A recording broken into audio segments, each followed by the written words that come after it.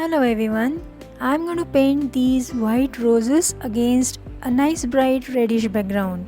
Would you like to paint it along with me? Come on then, stay with me till the end and you will get to see how exactly I'm doing it. To start with, I'll be using this watercolor paper block, which is several papers stuck together at the edges, and one of the corners is left free so that we can take out the papers later on. The other edges are simply glued together so that they stay together and we need not paste the paper down onto any surface.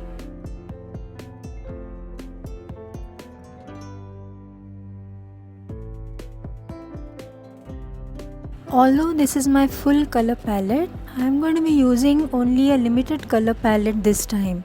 It's going to comprise of only the crimson red, a little bit of orange, a little bit of sap green, a little bit of burnt sienna, and maybe a little bit of blue, and that's all. To start with then, I have drawn out the outline of the flowers very lightly and I am beginning to wet the surface of the background area with water, and I am introducing colors into this wet surface. I am applying some crimson red very randomly here and there, and because the surface is wet, the color is blending into the water very beautifully. I am introducing more and more color into this wet surface. I'll be now introducing a little bit of orange too as we go along. That will be the color in color technique and the wet in wet technique that I'm using, along with scumbling too. These are the different kinds of techniques used in watercolors that I am going to be using throughout this painting, and normally these are the techniques that are used in watercolors. If you would like to know more about these techniques, I have 2 other videos on my channel explaining these techniques, which are almost around 16 of them, covered over 2 parts of 2 videos. Do have a look at them before you start with the watercolor painting, just in case you are beginners. I just now splattered a few drops of water as well as paint onto the already wet paint surface. This is a splatter technique which is also covered in the 2 videos that I talked about earlier. Now my roses are going to be white, and so the shading part of it is going to be in only a few light shadings of blues and grays, and that's all, and that's what I'm doing just now. Of course, keeping in mind the light direction as always. Like I always say, we have to consider a light source coming from a certain angle, and right now I'm considering it as the top left angle, and so the right hand side of these roses is going to be in shade, and so that is what I'm doing just now. Each petal of the rose will have a light and dark side accordingly, according to the light source direction. And so, keeping all of these things in mind, let us proceed to work on the painting.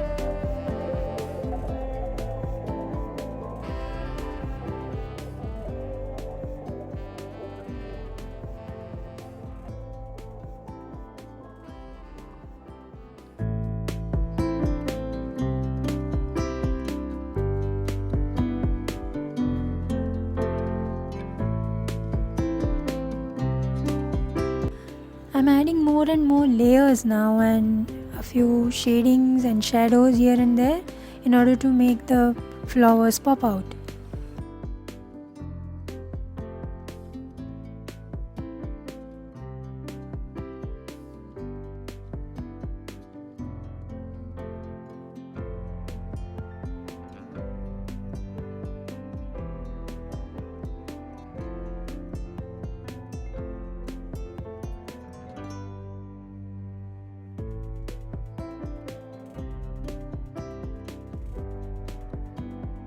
A few more detailings here and there, and so that's it. Our painting is done. How do you like it? Do let me know in the comments below. If you liked the video, do give it a like and do subscribe to the channel and share it with your friends. Also, don't forget to press the bell icon for future notifications. Do leave your comments too and let me know if you would like to see any other subject. Also click on the end screens which are displayed now to watch other videos. See you next time.